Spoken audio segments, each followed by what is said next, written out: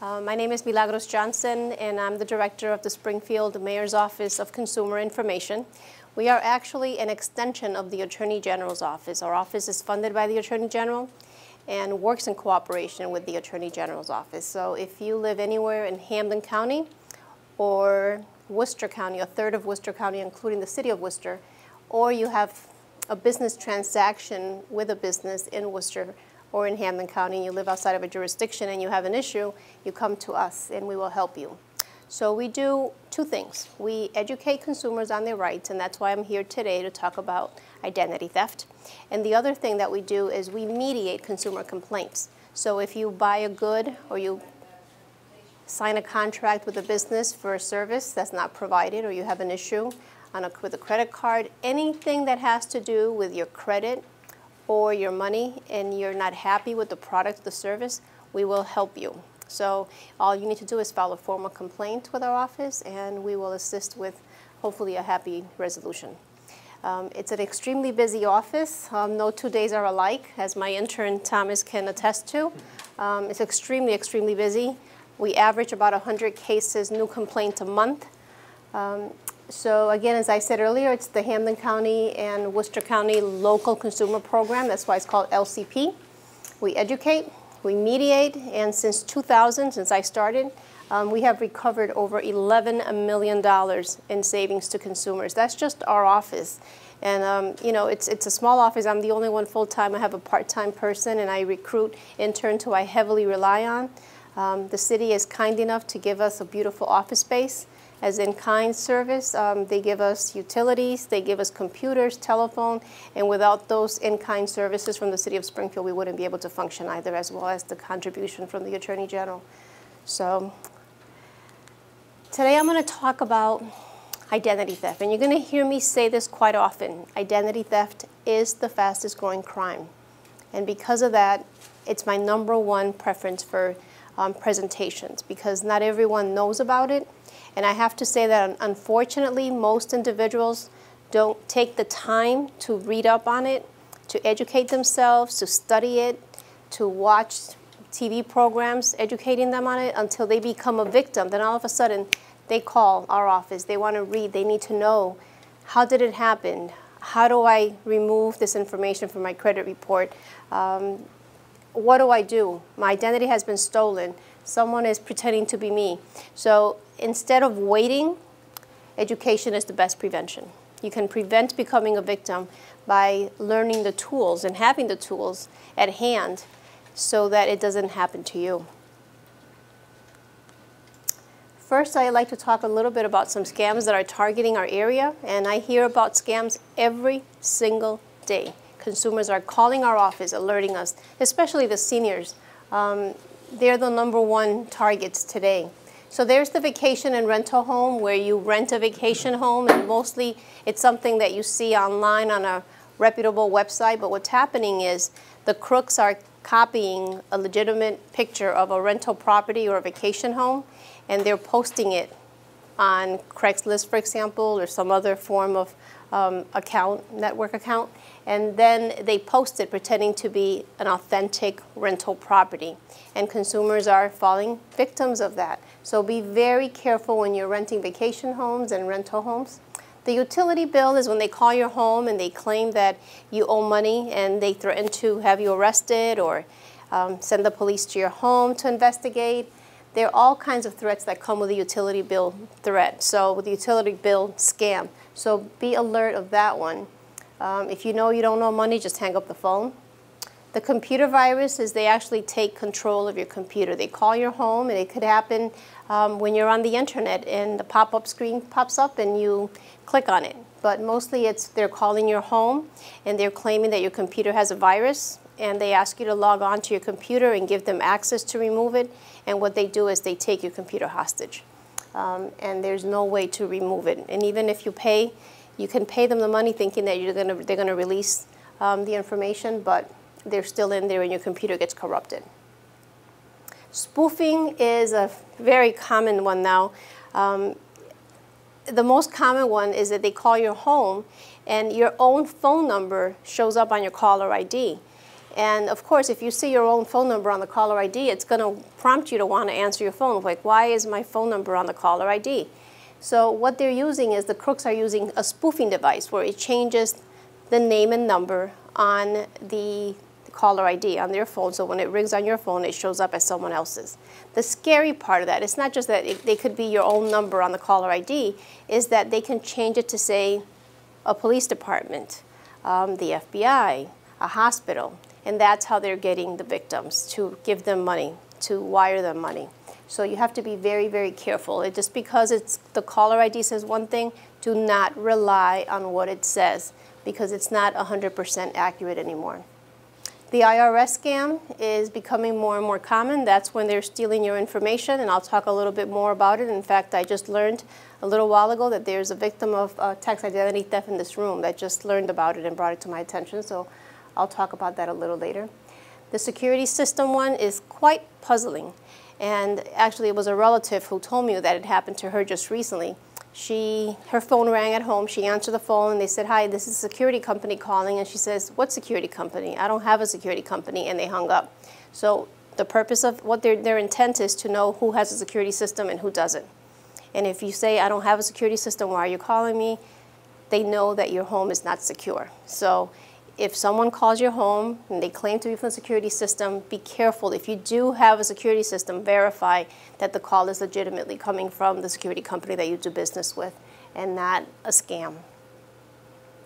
Already I see eyebrows going up. I mean, and I'm not even into the identity theft part of this.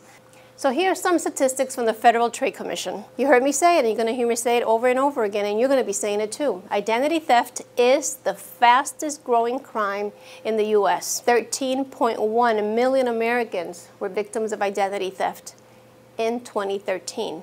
I suspect those numbers are much, much higher for 2014, and will definitely be even higher for 2015 with all the hacking that has been occurring. 33% increase in identity theft reports since 2000. Since I started this job, 33% increase. So I would suspect right now I can probably say 50%. 48% of identity theft is committed by someone the victim knows. It could be a family member, a friend, a neighbor, someone you trust. Why? Because we tend to be very liberal with our things. We are very comfortable around them, and we feel like we don't have to hide or shield our information, and they take advantage of it. 1 in 4 are college-age adults. That's all of us in this room, by the way. Email and phone lead-in forms, and I'll tell you why a little later, why they're using the emails and they're using the telephone to get you for your information. Number 3 states for cases of identity theft are Florida, Georgia, and California. Last time I checked, Massachusetts was about number 33. Most consumers do not know this. There are 2 types of identity theft. There is account takeover, and that's when someone steals your credit card number or your bank number, your routing number, and they withdraw funds or they place a charge on your account fraudulently. The other type, which is a little bit more frightening, is true person fraud, aka cloning. They actually steal your identity. They take your information, your name, your date of birth, your social security number, and they go around pretending to be you, and they gain employment, they create new accounts, they get a driver's license, they commit crime. And that's true person fraud. Data breaches are happening every day. And that's when the terminals are hacked and they expose your information. That happened with a few merchants, and okay, I can disclose because it was public information. It was Home Depot, Target, and the list goes on. And that clearly puts us at risk for becoming a victim of identity theft. And also when thieves hack a company's database to expose your stored information. And that's happening more and more. And it will continue to occur more and more, which is why it's important that you follow the steps that I'm going to give you to protect your information. Because we may take the steps to protect our own information, but don't forget our personal information is in the hands of businesses, merchants, companies, and we don't know how they're safeguarding it. And because of that, we always have to stay a step ahead of them and remain vigilant. There's tax identity theft, and that's when someone actually steals your social security number and they use it to get a tax refund or gain employment. And Mr. Carey from Focus Springfield was actually a victim of tax identity theft, and he just learned of it quite recently, very recently. Someone used his social security number to get a refund, and now he's not getting his, so he has to clear his good name and fight and prove that he's the victim. So it's happening. Last year at City Hall, there were a number of employees that were victims of tax identity theft. Not because the city did anything wrong, but because of whoever did their taxes, or perhaps it happened when the records of the IRS got hacked into. So sometimes they just randomly select numbers and they file fraudulently. So it doesn't necessarily mean that you compromised your information, but these crooks are very, very creative in doing it. And unfortunately, the IRS is not on top of the game, and they're not checking to see whether those numbers, those Social Security numbers, verify. And so that's how they're getting away with getting the tax returns. How do you know you're a victim of tax identity theft? As Mr. Carey learned, he was denied his refund. The IRS sends you a letter claiming that you owe taxes. If you know you don't owe taxes and you filed and you're legitimately current with your taxes and you receive a letter, that's definitely a big red flag. It could be that someone is working with your information. The IRS withholds your refund is another way. Medical identity theft. This could be very risky and dangerous to your health, and I'll tell you why. Someone steals your information and they run a bill. They get medical care, they obtain medical services, medical products, using your name or your insurance information. Those records become a permanent record of your medical record. So let's say that someone falsely uses your identity and gets a kidney transplant or a blood transfusion. That now becomes a record in your medical history. And these records are now electronic, by the way. A few years down the road, you need a blood transfusion or you need a kidney transplant, and the insurance company denies you because someone already got it. So what do we do to prevent it from happening to us? Well, one tip I suggest is when you go to a doctor's office and they ask for your Social Security number, don't fill it out. Just put the last 4 digits. If they say, well, we need you to give us your number, say, I'd be more than happy to show you something that contains my number, or I'll show it to you, but you're not writing it down anywhere unless you can promise me or assure me, not promise me, but assure me that you're going to secure my information. So I don't write it down anymore. I don't give it to them because I don't know what they're going to do with it. I mean, these files are kept in the open, just in a file in a big room, and anyone can access those records. The other way that you can do it, that you can know if you're a victim, is when the insurance company, someone submits a claim, a medical provider, they send you in the mail a claim summary. You need to review those claim summaries. Even if you are currently undergoing medical care and you know that that could be your last x-ray that you had taken at the hospital, it could be something else. So it's always wise to open it, look at it, and make sure that that medical care that they submitted for a claim actually is for medical care that you got. Deceased identity theft. Yes, deceased. They take a deceased information, their name, their address, their Social Security number, and they open up new credit. How do they do that? Well, they review the obituaries. And so they're opening new credit cards accounts, they're gaining employment, they're getting a license, they're getting fake IDs with the deceased information. So how do you prevent that from happening? Number one is try not to disclose too much personal information in your loved one's obituary. In other words, don't put down your address.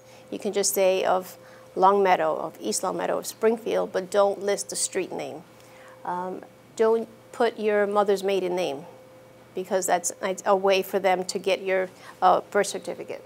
Just remain vigilant. You can also notify the 3 credit reporting agencies by sending them a copy, a certified copy of the death certificate, and ask that they keep it on file so that no new charges or new accounts can be opened. Also notify the Social Security Administration by sending them a copy of the death certificate as well. So those are ways to protect yourself or your loved one from becoming a victim of deceased identity theft. Now, how do thieves get your information and scam artists? Very easy. Some of them are good old-fashioned ways. They steal records from files. It could be an office, an employment office, a medical office, a school, and I'm not accusing anyone here, by the way, but it does happen. A lot of times they hire temp employees who may have bad habits, and they don't screen them, they don't check their backgrounds. They allow them access to everything, even though they're a temp employee. So you need to secure, if you're going to bring in temp, secure those records, secure anything that's confidential. If you're going to give them access to a database, make sure that you can track what their activities were. So if anything occurs, you can go back and see who went into that database and who accessed those records. Shoulder surfing, and that happens when someone looks over your shoulder when you're at the ATM machine or at the cash register, and they capture a picture of your credit card or your bank card. And that could happen to someone petite, like, someone like me, where I could be at, I'll demonstrate if you don't mind, I could be at the cash register and waiting for the cashier to scan the groceries, and so I'll have my credit card in my hand because I'm anxious to get home to start my dinner, and I have my credit card numbers just like that, and the person behind me is tall and has his or her cell phone, pretends to be dialing, and what he or she is doing is capturing and zooming in with her fancy smartphone, capturing a picture of my credit card. Or it can happen at the ATM machine. They could be over my shoulder, I enter the PIN number, I turn around, I know someone's waiting, so I grab my cash, grab the card, turn around, and they grab the card. Now they captured me entering my PIN number. So be very careful with becoming a victim of shoulder surfing. Dumpster diving, yes, they are still going through people's trash, looking for documents that contain personal information.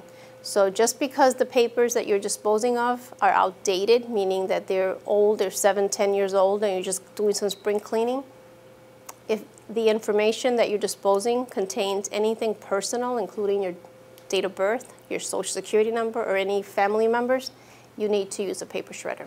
Eavesdropping.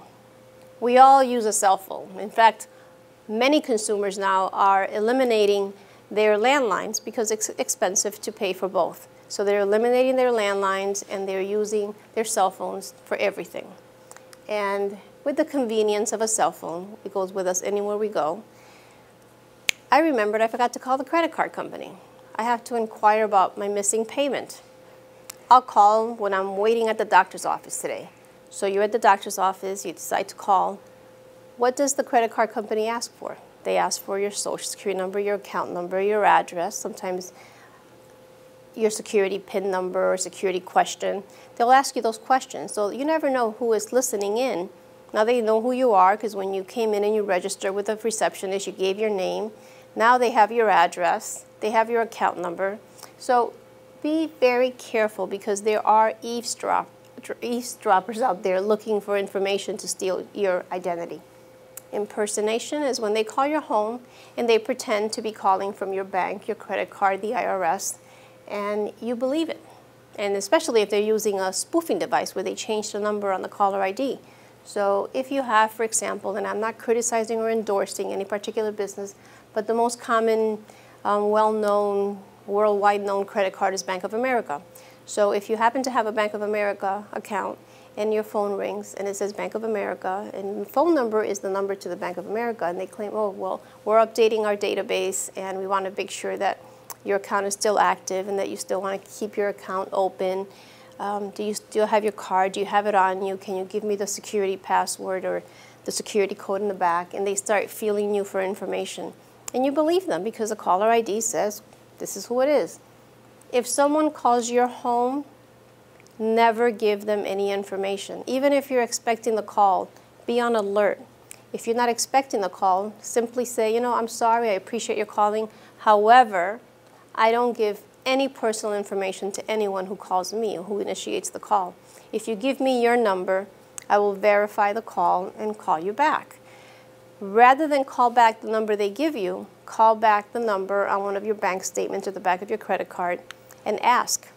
Say, someone just called my home, they wanted information about my account, they claim that my account has been, fraudulently used, and they're going to tell you that it's a fraud. a fraudulent call. So it's always better to be safe than sorry. Don't be afraid to let them know that you're paranoid. So what if you are? You're only protecting your information.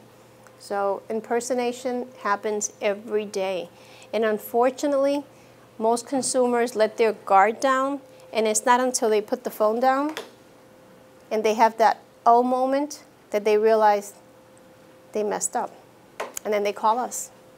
I just got off the phone, someone called my home, or what information did you give them? I gave them this, this, this. By the time they make the calls to the bank and close their account, the crooks have already targeted their account.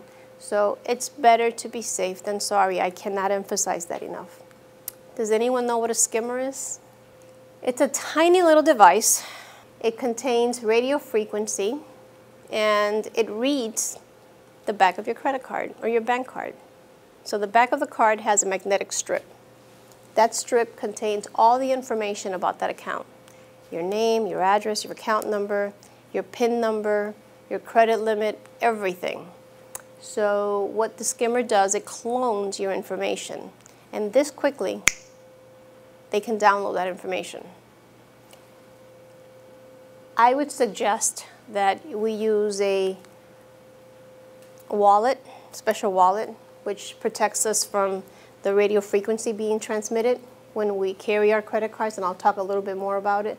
But they're tiny, and they're most commonly used in the public. It could be used at a small mom and pop shop, a waiter or a waitress. And I'll tell you a story. My sister was on vacation, and this was a few years ago, and she used her credit card to pay for the dinner. Everything was fine. She decided to stay, she and her fiance decided to stay and have cocktails afterwards. He paid for the cocktails with his credit card. Vacation ended nice and swiftly. They came home. The day after their arrival back home, she gets a letter from her credit card company stating that they had closed her account for fraudulent activity. There were over $10,000 worth of purchases on her credit card. So she called the bank, called the credit card company, and sure enough, someone had cloned her card. And the following day, her fiance got the same letter from his credit card company. So because that was the only location on their vacation that they both used their credit cards, that's how they were able to determine or to figure out where it happened. And so they were both victims that quickly. Someone actually took the number, they downloaded the skimmer, and they downloaded all the information, and they had a card made, and they have the plates already and everything. And they went shopping, went on a shopping spree. They went to a furniture store, they bought furniture, they bought stereo equipment. They must have furnished like a media room. And it wasn't until they went to a baby furniture store that the credit card company realized this is an unusual spending pattern for this customer. And so they suspended the account. It happened to me last summer when I went to a meeting in Boston. I used my debit card at a coffee shop, and I don't think, to be honest with you, I don't believe that it was the employee behind the register. I believe it was the person that was standing behind me waiting in line that had a skimmer in his hand and swiped it through my pocketbook. Of all days, that one day I had a different purse and I did not have my special Shield wallet. And so when I came back home, I found out that my account was closed because I went to use the card and I was denied the purchase. And when I called the bank, they told me that my account had been used, and they ran a bill really quickly at $300 in a matter of minutes before I even got back from Boston. And the bank caught it because they went to the gas station twice and used it for a $98 cab ride. And so the bank suspended the account. So they use a skimmer. They're common at ATM machines, and what they do is they put an overlay on the machine, so there's no way for you to know if you're not familiar with the surroundings and the equipment. You know how all ATM machines are different. So what they do is they put a device over it to cover it up, and that's capturing your information. And they usually put a camera where it captures you entering in your PIN number. So they have now your card number and your picture of you, a videotape of you entering your PIN number Computer use. Who doesn't use a computer every day? We all use a computer. We live on our computers. We need our computers. Computer hacking is when they access your computer without your permission, and that happens if you don't have the proper protections on your computer. And it happens to businesses as well. They hack into their computers. It just happened to the federal government just this past week. Phishing with a PH. Spam emails or pop-up messages claim to be from legitimate business, and they send you a link.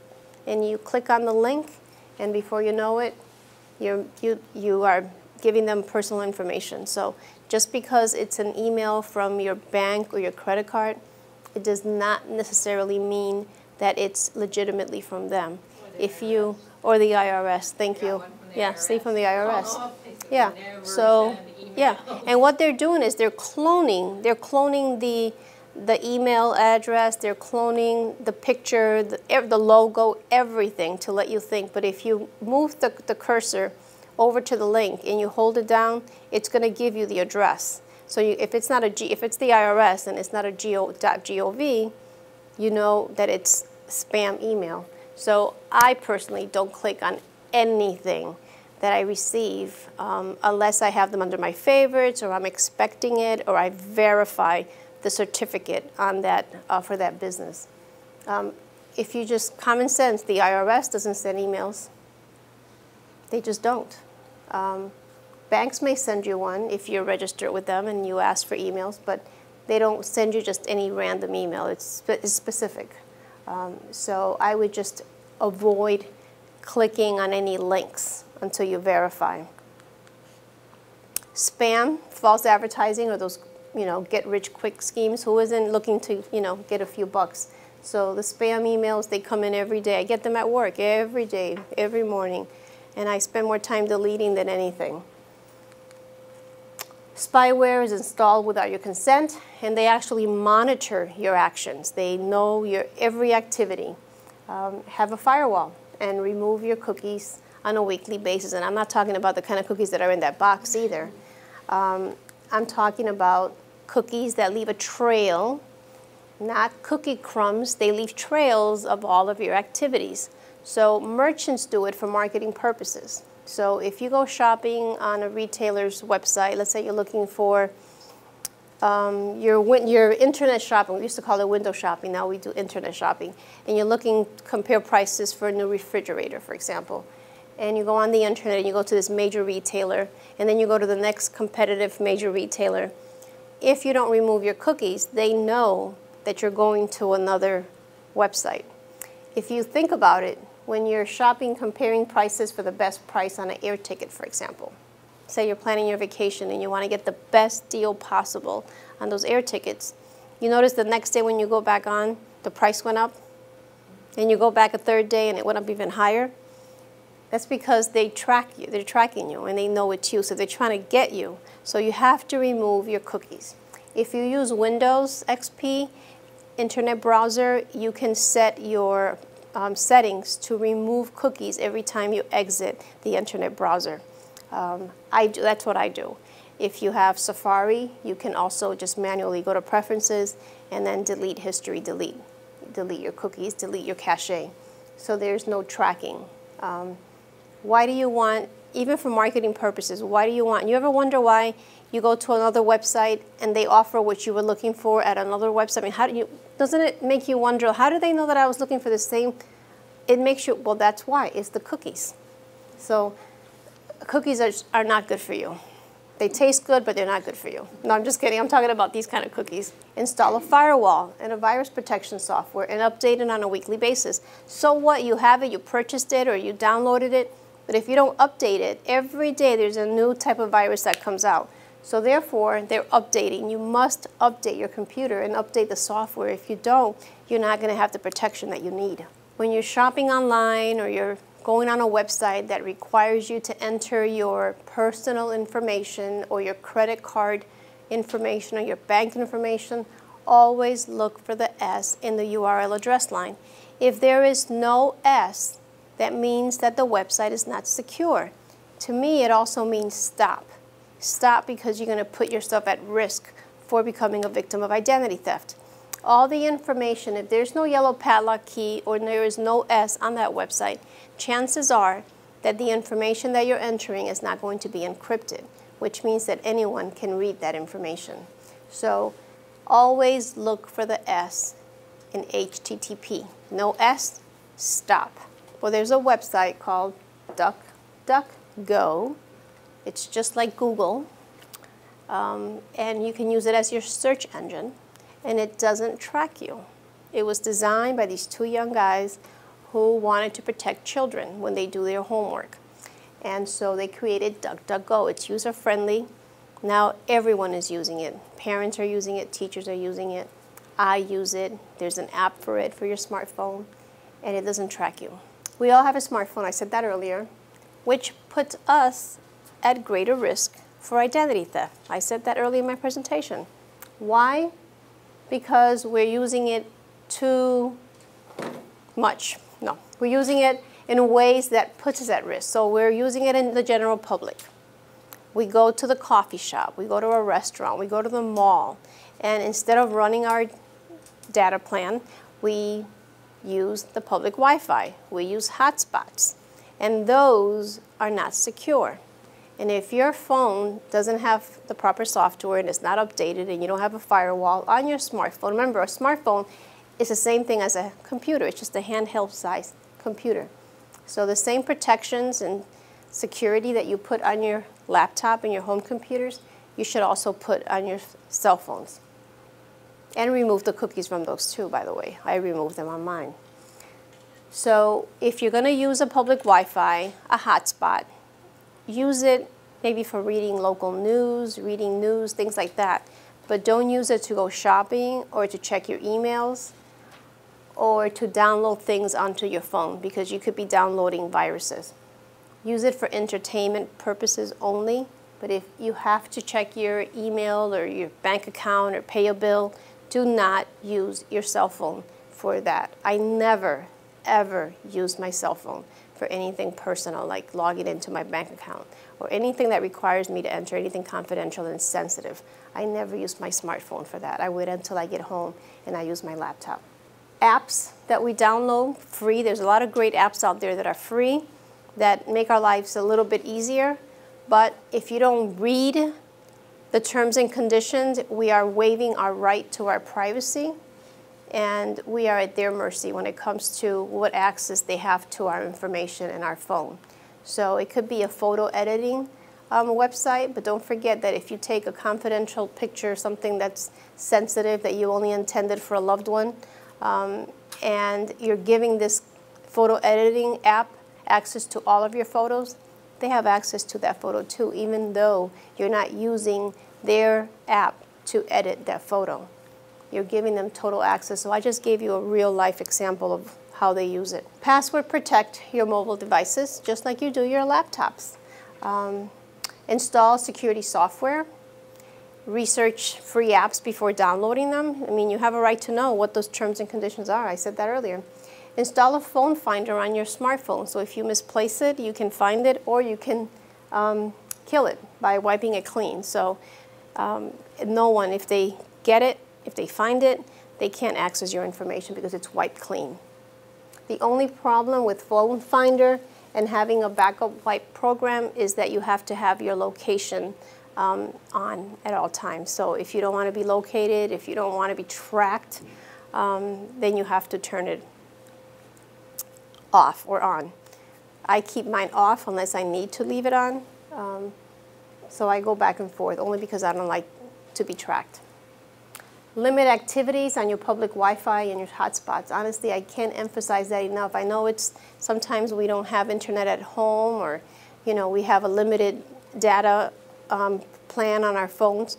But if you're going to use it to check your email, do your online banking, go to a relative's house and make sure that their router is secure. But don't use a public Wi-Fi or a hotspot for that. We all have social accounts, social media accounts, Facebook, Instagram, Twitter, but mostly the ones that I'm concerned about are the Facebook. And because we use it to post our life, basically. We tell our friends and our loved ones, and relatives that live out of the state everything about us. But we also give too much information to those that have access to it. So my suggestion would be to keep your profile as obscure as possible. People who know you know where you live, they know your date of birth. Why do you have to post it on your social media accounts? Make up a date of birth. So what? They don't send you a happy birthday on social media. So be it. If they really know you and they really care for you to have a happy birthday, they're going to send you a text, or they're going to call you, or they're going to mail you a card. So big deal. You don't have a big balloon on your Facebook account first thing in the morning on your birthday. Honestly, if it's going to put you at risk, then you know what? It's okay to have social media networks. It's a good way to communicate. It's a good way to stay connected with our loved ones and friends. It's fun. You could be creative with it, but it also puts us at risk. So set your restrictions very, very high, and set your privacy as high as possible so that only your friends have access to it. Limit who has access to your information, and don't put too much personal information. Like if you're going on vacation, it's vacation time. And I know you want your friends to see that you're at the beach lounging, that you just captured this beautiful picture of a seagull, that you're sitting underneath a palm tree. Well, you know what? While you're doing that, someone could be ransacking your home because you don't have set restrictions on your Facebook, and everyone in the world can read that you are gallivanting out somewhere in the Caribbean islands, and you're giving them access to your home. And they know you're nowhere to be found. So be very careful what you put out there. You can always post the pictures when you get back and brag about it then. I got back from my vacation, here's some pictures, and put them all at once. Avoid logging into networking accounts using public computers. And if you do, always make sure that you log out. I went to use a public computer once with a senior citizen at one of the senior centers. I was teaching her how to gain access to our website. And the person before her had a Yahoo email account and had logged on to her Yahoo account, but didn't log off. So when I went onto the computer and clicked on it, her Yahoo emails, all her emails were right on there because she didn't exit. There are most websites now, when you X out of the website, will log you out, but others don't do that. So always log out before you walk away from the computer. If you're going to walk away, if you're logged on to an account and you're at home and you have guests, always put it on sleep mode or close the cover or log off, because you never know who's going to access your computer. How can you tell if you've become a victim of identity theft? You receive an unexplained charge, or there's a withdrawal on your bank account. You know that on the 15th of every month you receive your credit card statement, and now it's the 21st and you haven't received it. That's a red flag that perhaps someone has made a change of address. So call your bank, call your credit card company, and make sure that there has not been a change of address made. You have good credit, you pay your bills on time, and you apply for a loan or a credit card, and you're denied. Someone else may be tarnishing your credit. You discover an account that you never opened. You start receiving phone calls or bills from debt collectors or creditors saying that you owe them money. Follow these simple steps to reduce the risks of ever becoming a victim of identity theft. Don't carry your social security card on your person or your passport, or anything that contains your social security number. I suspect that if I ask the question today, there could be at least one person in this room that says, I have my social security card on me. There's one person in the back. See? Raise it again. Oh, we have to have a talk. Jose, right? Oh yeah, we're having a talk with Jose later. Jose, if you lose your wallet, or someone snatches it from your hand, or you misplace it by accident, you're going to make someone very happy. So you need to go home and remove your social security card and put it away in a safe and secure location. It does not have to be on your person. Okay? Never give out personal information unless you initiate the call, and I explained why earlier. Carry only the credit cards you need. So if you have 5 credit card accounts, you just like to have credit cards, and you have 2 are major credit cards and 3 are for retailers, and you're not going to be shopping at the mall at those retailers for the next 3 weeks or 3 months, why carry those cards on you? You take them out when you know you're heading to that store. only carry the 1 or 2 credit cards that you use on a regular basis. It reduces the risks for identity theft, and it also makes it easier for you if you do lose or misplace or your wallet is stolen. It's easy to remember what you had in your wallet, as opposed to having 5 different accounts that you have to call and cancel. Use discretion. I mean, I can't emphasize that enough when sharing your personal information, especially when someone calls you or in response to an unsolicited email or unexpected email.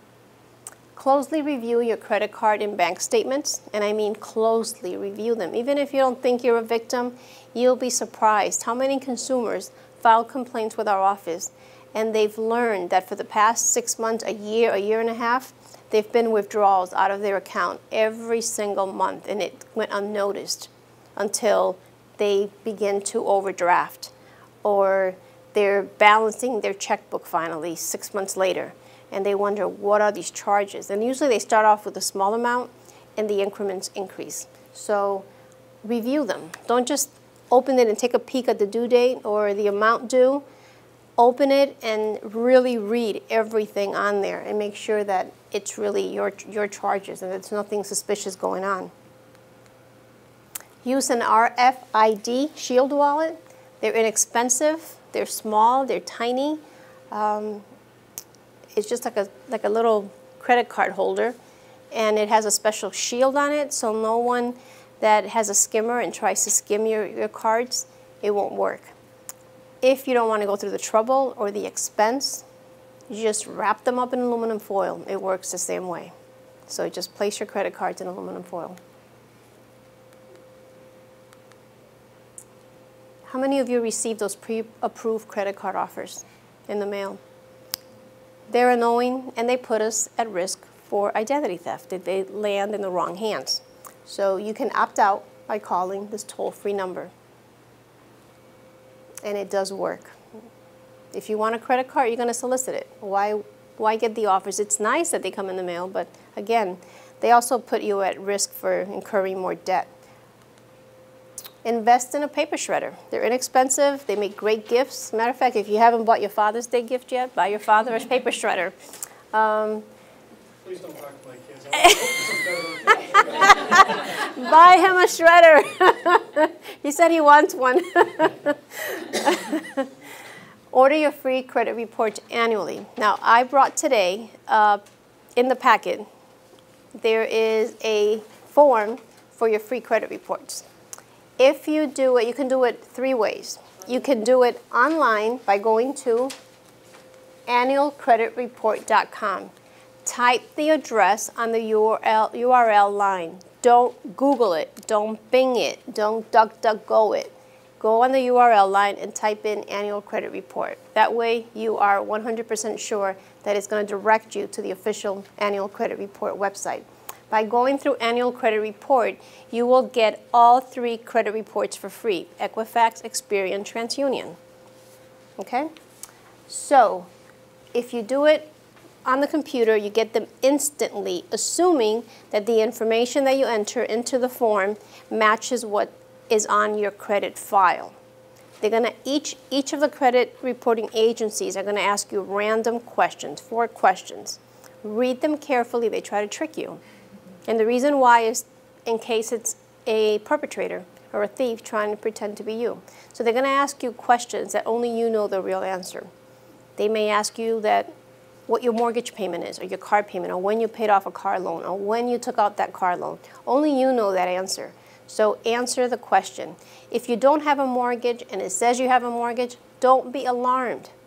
That doesn't mean you're a victim of identity theft. It could be and it could not be. Answer the question. If the question is accurate and your credit report does not say that you have or indicate that you have a credit report, you're going to get your credit report instantly. You'll be able to print it out. If the answers don't match what is on file, they're going to deny you access to your credit file, and they're going to give you a link that you're going to request it in writing. They'll send you a letter asking you to submit supporting documents that you are the real Milagros Johnson, Mary Smith, proving that it's you.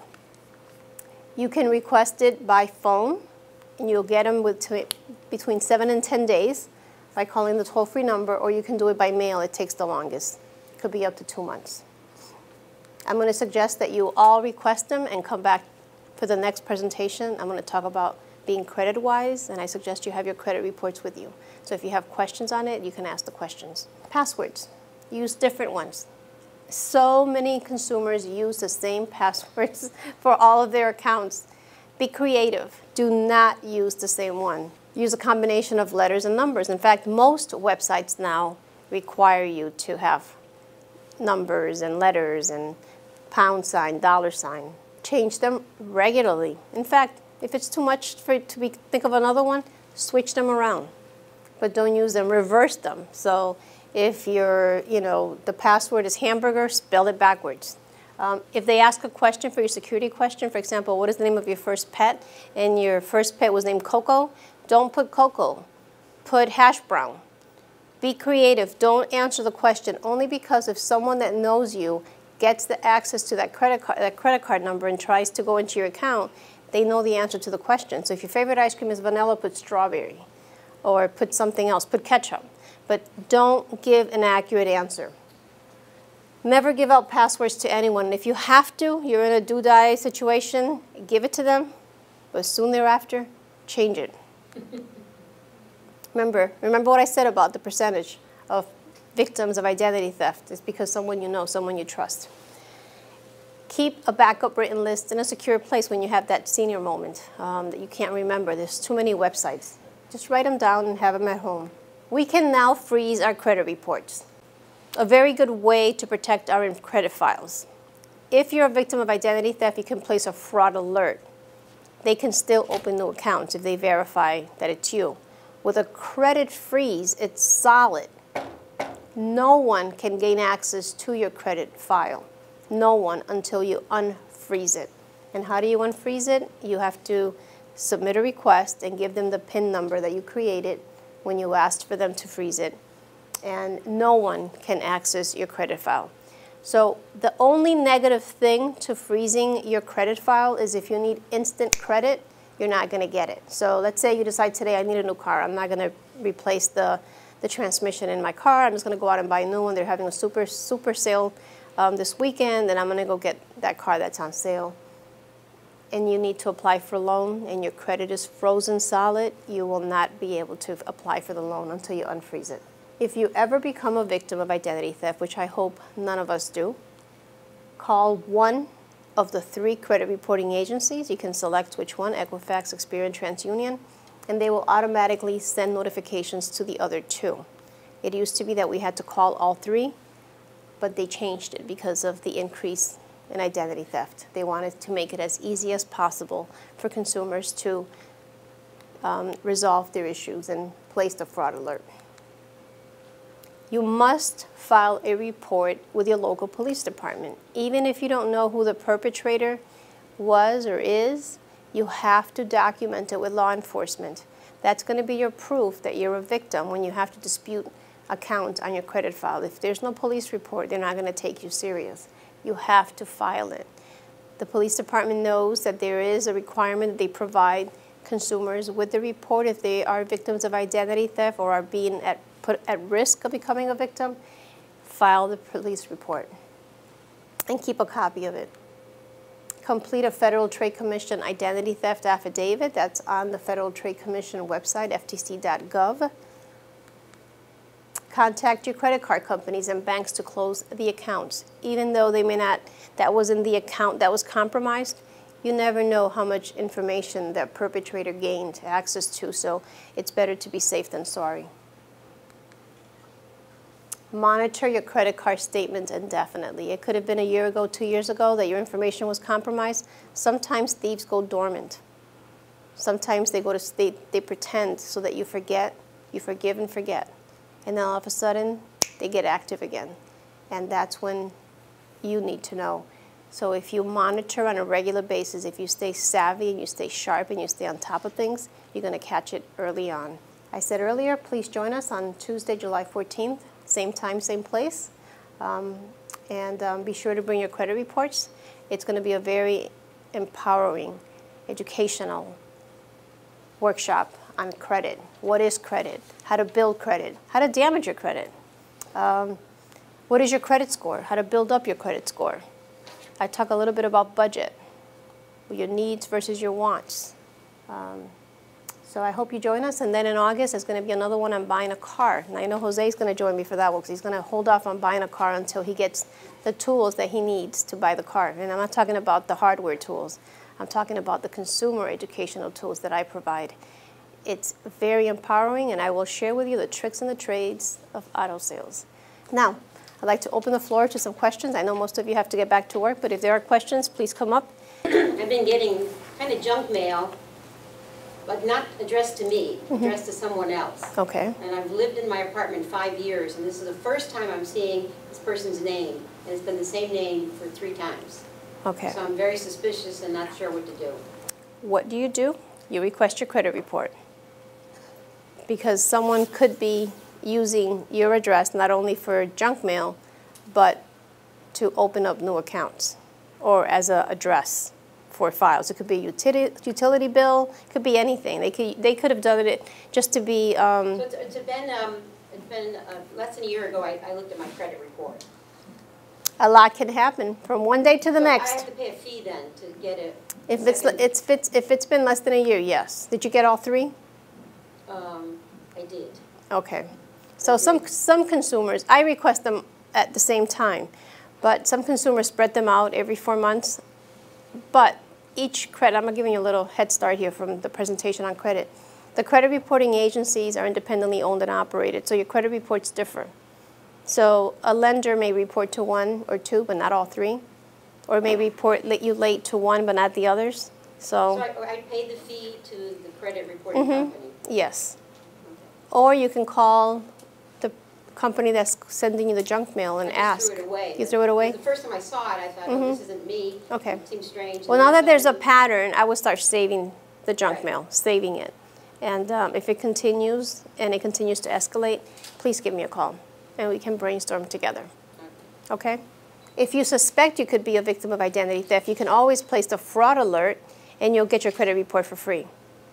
So you can call, place the fraud alert, and they'll send you your credit report, even though it hasn't been. I'm going to ask you why. No, you don't get a live person. It's all automated. Oh. Yep. And it stays on for only, the fraud alert, by the way, only stays active on your file for 90 days. After 90 days, it gets lifted. So if you are a victim of identity theft, you want to keep, remember I said they go dormant? You want to keep that fraud alert on file for 7 years. And how do you do that? You must have a police report. And then you write a letter to the 3 credit reporting agencies asking that they keep it on file for 7 years. 90 days is nothing. That's nothing. These companies that are offering free monitoring for a year, all those hackers that hacked and have our information, because they hacked into these companies' records, they know that in a year, all those fraud alerts are going to be removed, or people are going to stop getting their credit reports, and that's when the danger sets in. So we need to extend them for 7 years, and then extend it for another 7 years after that. Or you can always consider paying a credit monitoring company who will alert you whenever your credit files are viewed or requested. So you get an I'm not stating anyone, but there's something similar to that. Yes, there are some. Some banks offer it for free if you keep so much money in the account. So you may want to shop around and see which one best suits your needs. But it's especially with the increase in identity theft, if you're really concerned, because a lot of damage can be done. I mean, people have lost their homes, they've lost their jobs, they've lost everything. Because they're a victim of identity theft, and it takes that long. So much damage can be done, and it takes that long to clear up your good name. So if you want to stay on top of the game and you want to sleep a little better, you may want to consider either freezing your credit report for free or paying the fee for credit monitoring. I pay for it, and I get, if I were to apply for a credit card right now, within 20 minutes, I would get an email saying alert. So, it gives me peace of mind. And I do it because I got to practice what I preach. So, yes. Yesterday, I used to work for the federal government, and I got a letter from the Office of Personnel Management saying that there's been a data breach, and asking me that I can enroll in this type of program. Would you recommend you do that? Well, if it's free, why not? I'm reluctant to give lots of information to some organization that I don't even know. That's a good concern, and it's a good question, but already... Had the data breach because they had a problem. Right. Now they're recommending someone else. How do I know they don't have a problem? Because that's the company that's working for them. That's who they recommend. So you're right, our information is out there. Even if we don't give it to them, let's say you refuse to use the internet. You refuse to put your information on any computer. But you know what? You may not be doing it, but the people who have it are doing it. So you might as well stay on top of the game and have credit monitoring. And I got the Anthem letter. My husband got the Home Depot letter. I mean, it happened every single day, and because of that, I feel the need to have the credit monitoring. I'm actually considering doing the freeze and just eliminating that fee every month. So when you got those letters, they didn't offer service? They did. They did, but because I have the credit monitoring, I felt I didn't need to. Oh, you thought it was a duplication? Right. It's redundant. It's not necessary. Any questions? I was just thinking along the lines of this woman here, and I also worked for the federal government for a while, and Anthem, and just trying to connect the dots as to if there's any steps that need to be taken now, or just wait and see. I mean, I certainly look at my credit. I look at my credit report. I'll look at my bank statements. You know, I'm in the group like everybody else. Shop at Target, shop at Home Depot. Yeah. Well, you know, I have to say that it's not just credit cards that they can open, but they could steal our identity and gain employment. They can commit a crime and give our name. They can have a fake passport. They can, you know, have a driver's license, and then our license gets suspended because someone has traffic violations with our information. So it's not just about our credit. Yes, our credit is really important to us, but they can do so much more with our social security number, our name, and our date of birth. But we need to do anything that we can control, we need to control. Did you have another question? Yeah, I'm really concerned about chip technology, especially now that U.S. banks are going to the electronic chip, because they can be skimmered easily. They can, and apparently, you know, yes, most credit cards. I have 2 credit cards, It's and like I already received the new cards with the new chip, but even those are now still being compromised. So Yes, there's nothing that's 100% secure. I tell you, if we think about it, I mean, I could easily toss and turn all night long, but I'm so mentally exhausted from hearing these stories that I hear every day that I sleep quite well. But it's really frightening with the technology that's putting us at risk, the hacking. I don't want to use credit cards. I'd like to use something you want to that use your finger? identifies me, whether it's a retina scan or a finger scan. But nobody seems to be interested in doing Oh no, anything it's like going to happen. It's going to happen. that. I've been waiting a long time. No, it's going to happen really soon. Like by 2016, 2017, you're going to see more and more stores doing it. Doing what?